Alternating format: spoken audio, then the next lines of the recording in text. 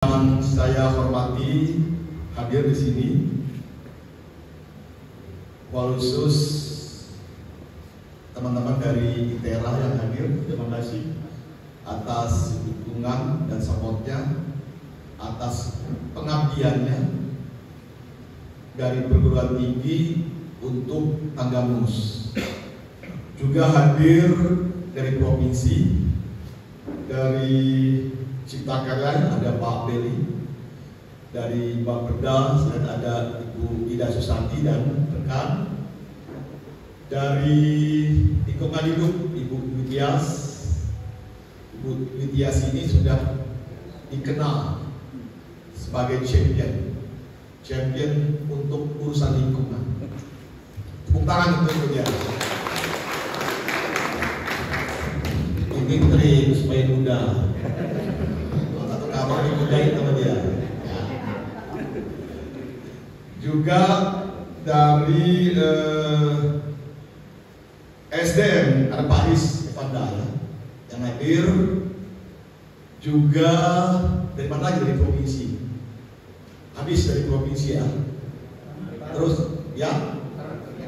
Oh dari Perikanan. Oh kehutanan, oh ya, kehutanan provinsi. Terima kasih. Juga hadir di sini Pak Asisten 2 Kabupaten Tanggamus, Pak Hendra Sahibul Hajat, Pak Kemas dan jajarannya yang saya banggakan. Dari geotermal juga Pak Dedi selaku eksekutor yang menggarap KLHS untuk kebutuhan RT/RW, segenap lingkup jajaran Pemkab Tanggamus. Hadir juga ya Pak Aminuddin dari BPS ya, lengkap ya, ada Bapak Rida dari Perikanan, Sosial, Perhubungan, Sekwan ya, mana Sekwan? Oh ya, nggak terlihat Pak Sekwannya. Ya lengkap semua mewakili satu pintu ya, semua hadir dalam rangka konsultasi publik kedua, penyusunan kajian lingkungan hidup strategik untuk kebutuhan rencana tata ruang wilayah 2024-2044 ya, 20 tahun. Semoga penyusunan RT/RW nanti Tanggamus itu sejalan dengan RPJP Tanggamus 2025-2045. Jadi memang harus engage, harus masuk antara ruh dan jasad. Jasadnya itu nanti RT/RW, ya. Ruhnya itu adalah RPJP. Saya nggak tahu Bu Ida apakah sudah diantisipasi di RPJP Provinsi Lampung terhadap tadi KRP, kebijakan rencana program yang isu-isu strategis dan kebutuhan ruang di RT/RW. Karena RT/RW itu lahir duluan. Nah, bagaimana nanti RPJP itu merespon, mengisi ruhnya terhadap jasadnya. Tanpa itu, Bapak Ibu sekalian, pembangunan itu tidak bernilai secara utuh. Ya, jadi itu yang memang kita harapkan. Mengawali sambutan ini, pada tidak hentinya kita mengajarkan puja dan puji syukur kepada Allah SWT atas segala limpahan rahmat, barokah, hidayah, dan maunahnya, atas nikmat iman, nikmat Islam, nikmat sehat, nikmat kesempatan. Hari ini kita bisa melaksanakan konsultasi publik kedua dalam rangka penyusunan KLHS RT/RW Kabupaten Tanggamus. Tak lupa juga kita sampaikan salawat dan salam bagi junjungan kita Nabi Muhammad Sallallahu Alaihi Wasallam.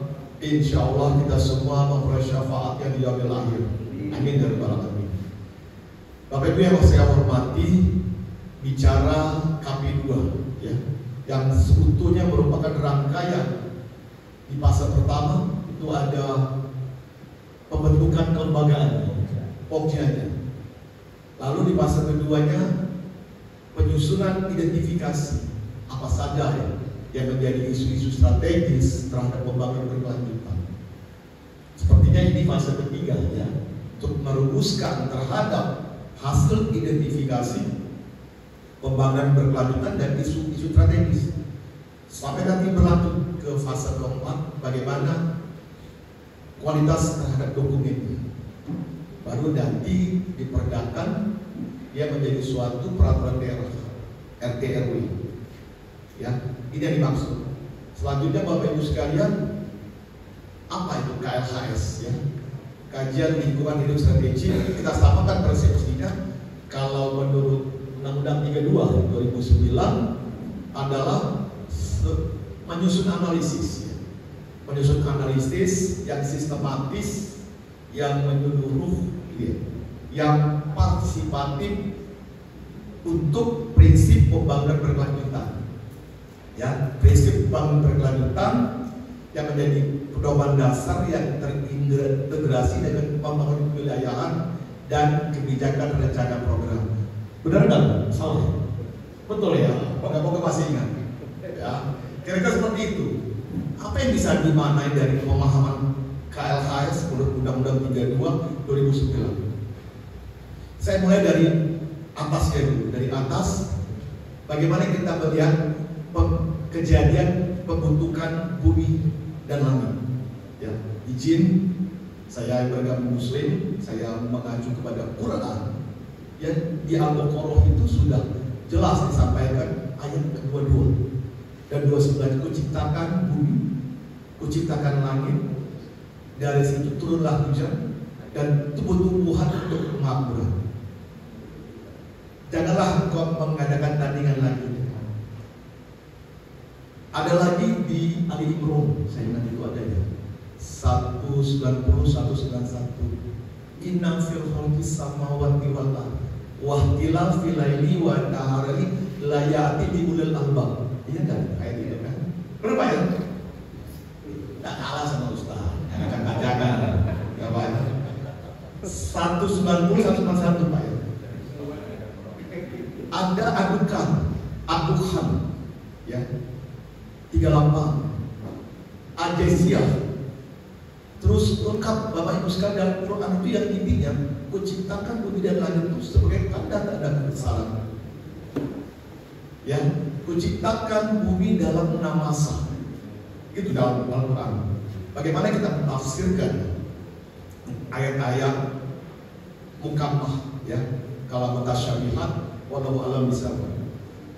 Bagaimana ayat kita menafsirkan? Artinya Bapak Ibu sekalian, ini dititipkan kepada khalifah. Siapa itu khalifah? Ya kita semua. Khalifah di muka bumi itu manusia, karena Allah menitipkan itu agar dijaga, dimanfaatkan ya, untuk kesinambungannya. Ya, jadi itu dari atas turun lagi kita lihat secara nasional. Nasional itu nanti sudah disiapkan di RPJP Wida. Target RPJP tentang komitmen lingkungan. Sehingga ada 3 tuh. Gas rumah kaca, kualitas air, udara, dan ketutupan lahan, dan ke hati. Benar nggak Budi Tias? Nggak kaleng-kaleng kan? Di GRK kita dituntut bagaimana Indonesia terhadap dunia yang namanya NDC, National Determined Contribution, bahasa Lampung ya. Kalau sendiri 29%, kalau dibantu dunia 41%. Benar ya angkanya? Benar Ibu ya? Senyum Ibu ya. Kok tahu ya? Jadi dari sini itu komitmen kita terhadap lingkungan. Ya, terus turun lagi ke regional, ke provinsi. Kita lihat seperti apa sih Tanggamus itu. Itu karena kita punya 15 kabupaten kota. Sama yang Maha Kuasa, oleh Maha Kuasa itu dibuat, buatan Tuhan. Buatan Tuhan dibuat bahwa Tanggamus itu berada di wilayah barat. Wilayah barat daripada provinsi Lampung. dan bersinergi dengan pesisir barat dan Lampung Barat yang menjadi mandatoris sebagai fungsi kawasan. Dan di bagian timur tengah timur itu sebagai hilirnya, mulai dari Prinseu, Pesawara, Bandar Lampung, Lampung Selatan, Lampung Timur, Metro Lampung Tengah, itu hilirnya pesisirnya. Artinya apa? Semuanya tergantung dari hulu. Hulu harus menjamin kesinambungan kehidupan manusia atau pembangunan yang berkelanjutan. Nah, ini yang memang harus diposisikan ketika nanti KLHS ini akan mendukung terhadap kebijakan provinsi. Kalau nggak sama, artinya kembali nyusunnya harus tarikan nafas. Kebijakan nasional didukung provinsi, provinsi itu didukung oleh kabupaten. Ya, jadi bahwa tanggal ada di hulu 2.948 km persegi, kurang lebih 1.700 km pesisir, 4.747 km persegi, itulah tanggung. Nah, ruang ini itu yang memang harus kita semua didiskusikan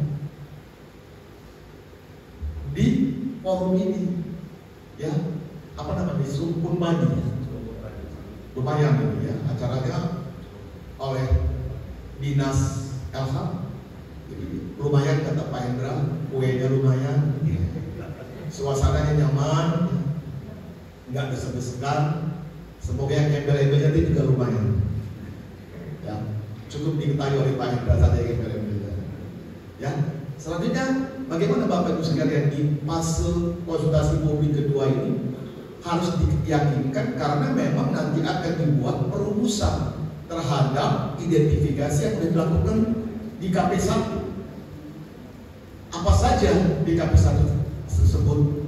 Bagaimana melihat terhadap masukan-masukan yang sudah dibangun, baik daripada ekspor, tokoh masyarakat, tokoh agama, tokoh budaya, tokoh pemuda, itu didengar.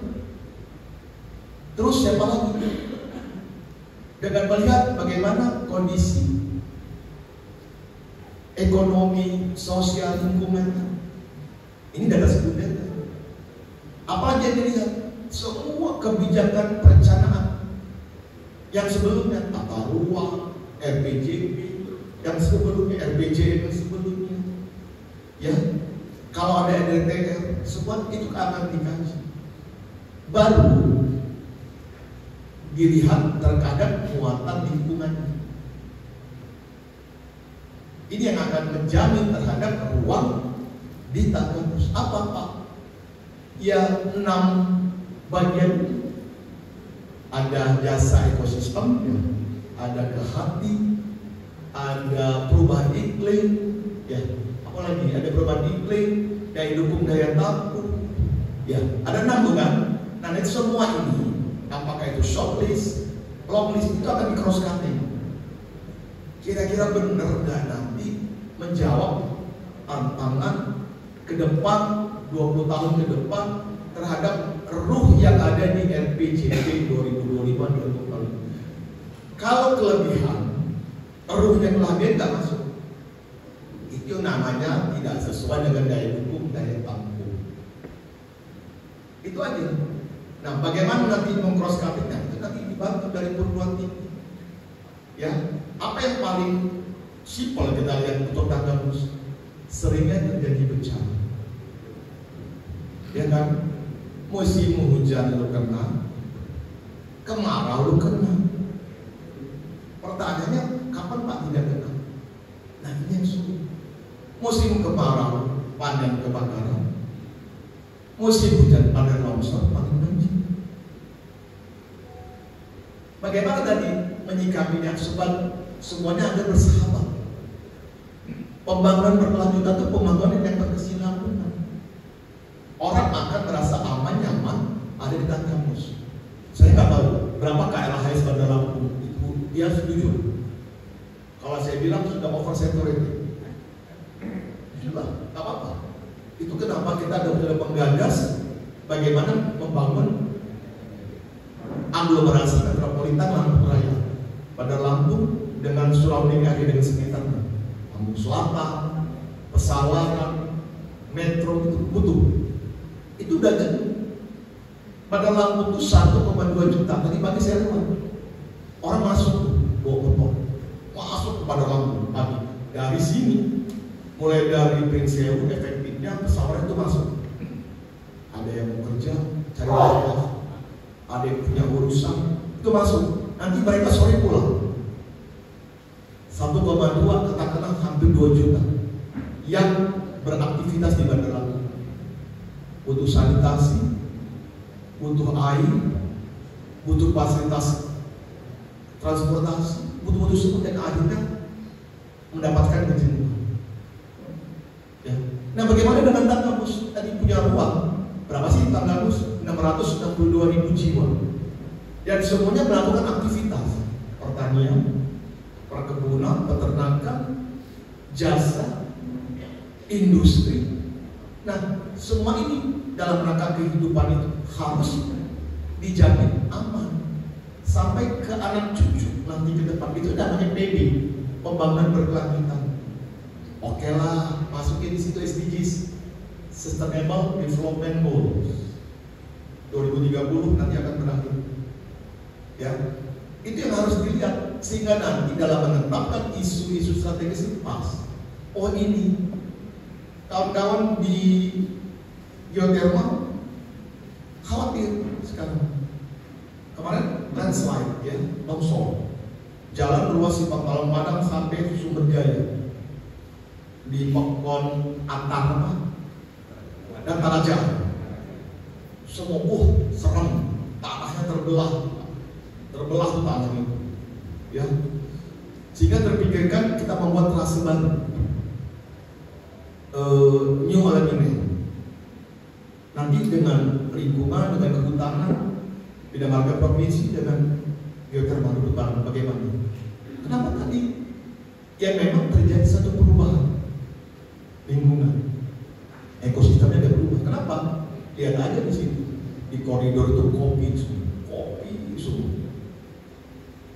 Pengetahuan saya akar kopi itu tidak mampu mendukung gerak air. Kenapa?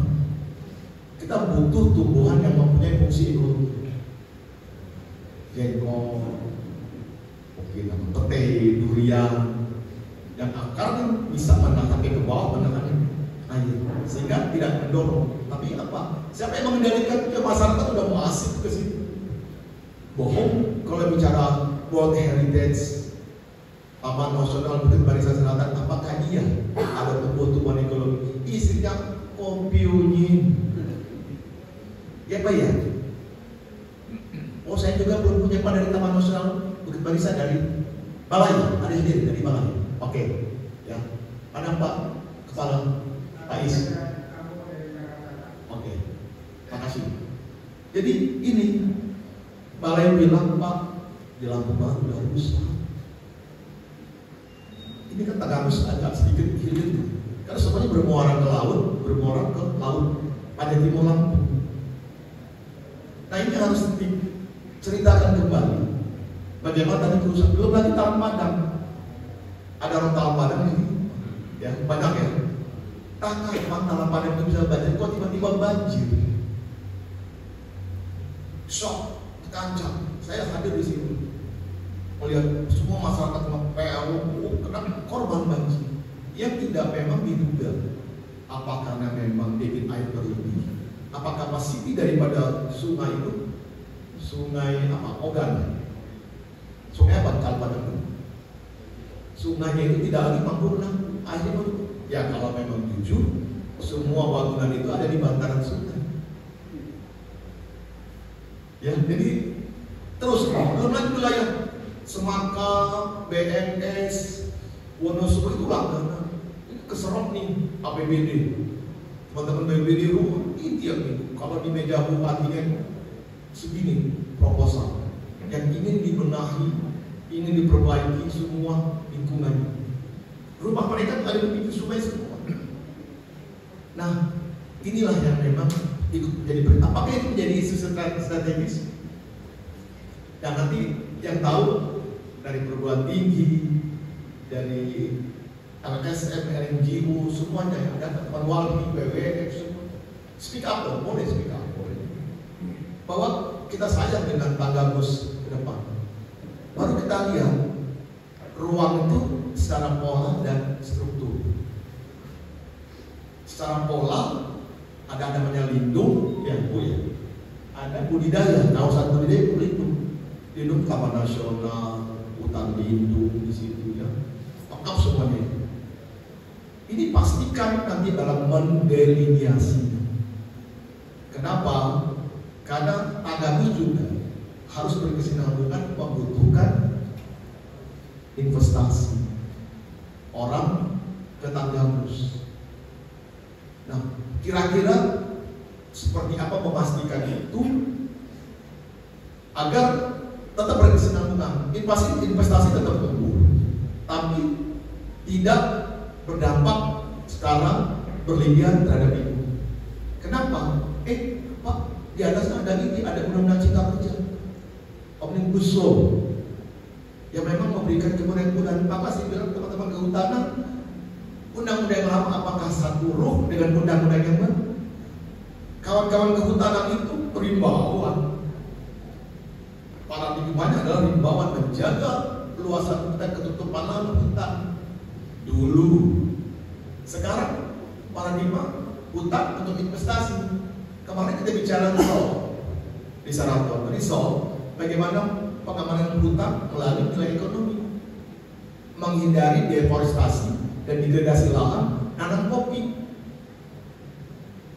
Jadi semuanya sudah seperti itu. Nah, kita mau diyakinkan di KLHS ini akan nanti bicaranya RT tegas. Isu itu strategis, banyak keniscayaan Tanggamus itu kebencanaan tinggi. Ya, baru apa lagi? Kalau budidaya oke lah, emang sudah diperuntukkan. Baru strategi ke depan meyakinkan struktur ruang. Di Tanggamus ada PKW, Kota Agung dan PKL sekitarnya, yang kita memang butuh pengembangan ruang dalam rangka pembangunan berkelanjutan. Saya sudah menyarankan di RPJP nanti ataupun di RTRW sudah terdelineasi bahwa Tanggamus dalam rangka mempercepat pembangunannya, dia butuh strategi pembangunan berbasis ruang. Contoh, misalnya saya mencontohkan, kita punya konsep pembangunan ekonomi segitiga pulau. Apa itu pulau? Pulau itu bahasa Lampungnya hutan. Pak, pulau itu bahasa Lampung, itu hutan. Apa itu pulau? Pulau Panggung, Bulu-Bulu, Adnan. Itu kepanjangan singkat pulau. Apa saja yang dibutuhkan? Di situ kopi, ternak, horti. Bagaimana? Nah, ini kawan-kawan dari Bapeda, Pak Asisten 2 masuk di situ, royong. Nanti dibantu oleh Bapeda. Oh, itu pengembangan di sana. Ada pengembangan lagi, pengembangan kawasan metropolitan buat konsep Gembita, gerakan membangun posisi Tanggamus. Kemarin ada kemasan baru lagi, Semaka dan BNS, kawasan resort. Ya, jadi semua digerakkan. Jadi semuanya nyambung. RPJP, RT/RW itu roh dan jasad satu, dan dijamin oleh KLHS.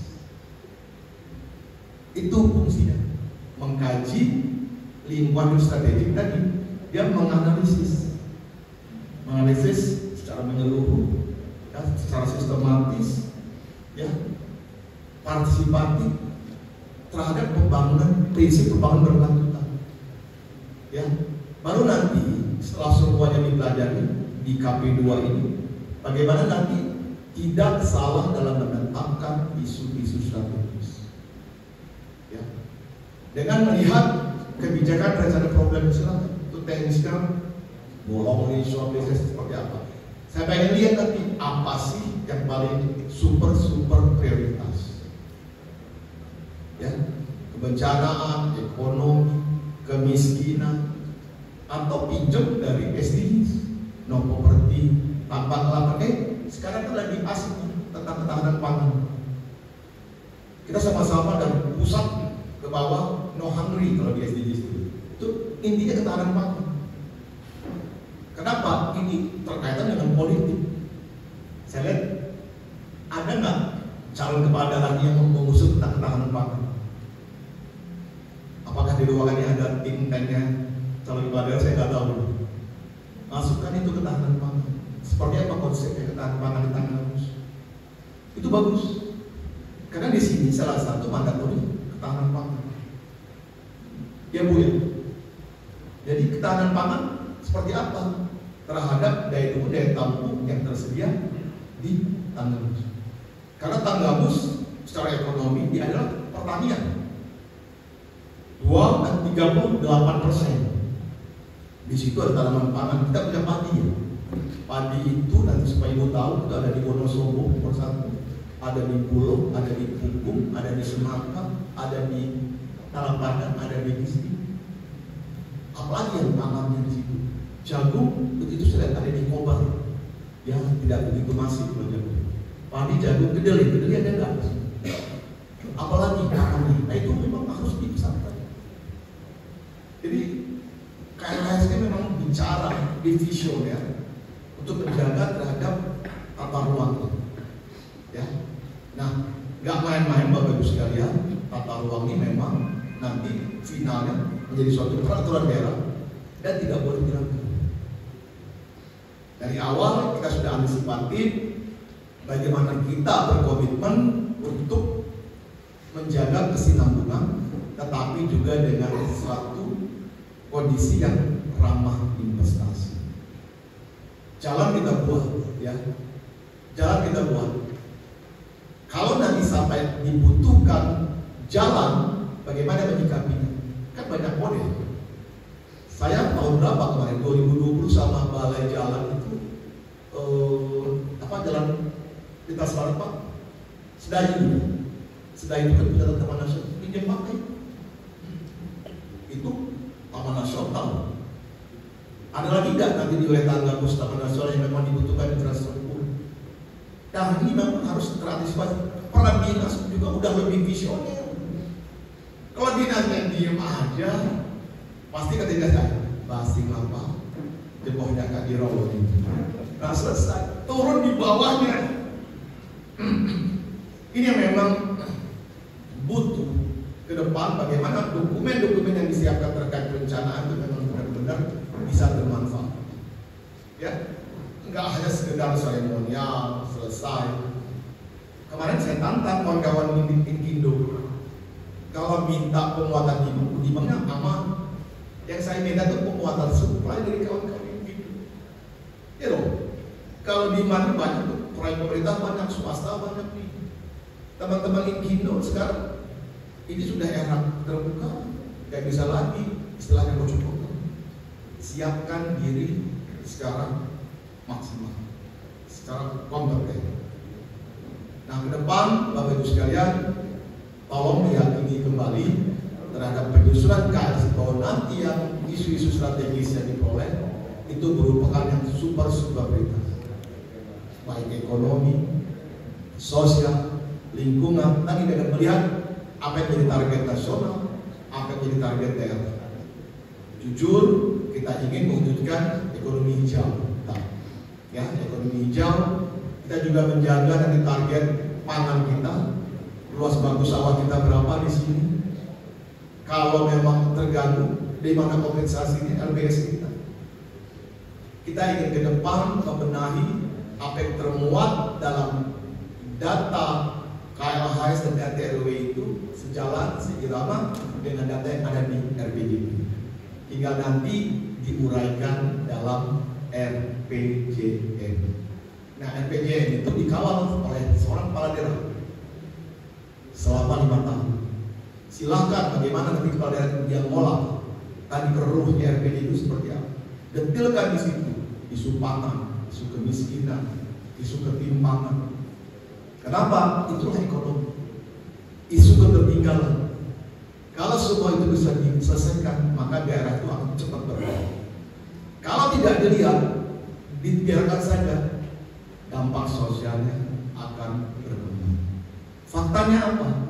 Cek daerah itu, indeks kenyinyirannya tinggi. Kalau daerah itu nyinyirnya tinggi, berarti permasalahan sosialnya tinggi. Semua diopenin, semua dikomentarin. Itu Indonesia. Indonesia kan indeks kenyinyirannya tinggi di medsos. Semuanya gak mudah menjadi presiden, dikomentarin. Kenapa? Permasalahannya. Kita bisa lihat jujur. Sekarang India dengan nomor 1 penduduk tapi ekonominya tinggi. Alhamdulillah Indonesia juga mulai menyusul. Tapi kita tidak boleh menyelesaikan permasalahan sosial, sehingga angka kemiskinan kita mulai turun, stunting mulai turun. Nah ini proses. Nah, Tangga harus ambil bagian itu. Jangan telat, sehingga nanti siapapun nanti akan mengendalikan sesuai dengan perencanaan, sesuai dengan kebutuhan. Tidak hanya jadi janji, tapi mana bukti. Ya, jadi itu yang kita harapkan. Sekali lagi, Bapak Ibu sekalian, terima kasih dengan tim konsultan, tim penyusun dari daerah Mbak Didi. Give the best ya Mbak Didi ya. Ya, untungnya sedang-sedang saja. Tapi ada muatan sosial di sini, muatan pengabdian di sini. Ke depan APBD kita konsisten, tapi Tangga Bos baik-baik saja. Tidak sesuai dengan apa yang diisukan di luar, biarkan saja. Yang penting kan masyarakat tahu Tangga Bos baik-baik saja. Alhamdulillah APBD-nya sudah menjadi sehat, walaupun diberitakan katanya mendekati pensiun, tapi APBD-nya menjadi lebih baik.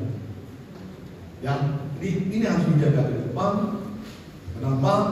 Kita butuh dukungan teman-teman dari korporat, ada geothermal menjadi kekuatan, ada Natar Mining, ada TEP, ada Zolit Parambon, ya, dengan pelit-pelit bantu daerah, bantu masyarakat. Dibedakan sedekah CSR itu beda. Kalau kasih 100.000 itu bukan CSR. Kalau udah indikatornya berdampak itu CSR, corporate social responsibility. Kadang-kadang teman-teman korporat itu susah membedakan mana yang sedekah dan CSR. Nah kemarin-kemarin kalau OPD itu minta bantuan untuk Jakarta itu dianggap CSR, bukan. CSR itu kita terima barang yang memang dibutuhkan masyarakat. Nah ini untuk bagaimana nanti teman-teman di Bapeda dan Dinas sudah buat desain konsep ini APBD, ini masuk ke CSR, ini berbasis dari dana desa. Itu model-model itu udah dikawal. Boleh dong bangun puskesmas nanti pagernya misalnya dari CSR, gedungnya dari pemerintah, alatnya nanti dari pusat. Nah kerajaan-kerajaan ini jangan APBD terus. Pak kami kan APBD nggak dikasih sama Bapeda, jadi kami nggak bisa itu. Selesai itu. Jadi di provinsi sudah membuat skema-skema berbasis korporat. KPBU jangka panjang, ya. Tetap kalau memang tidak mampu dengan pinjaman. Jadi semuanya bisa berjalan.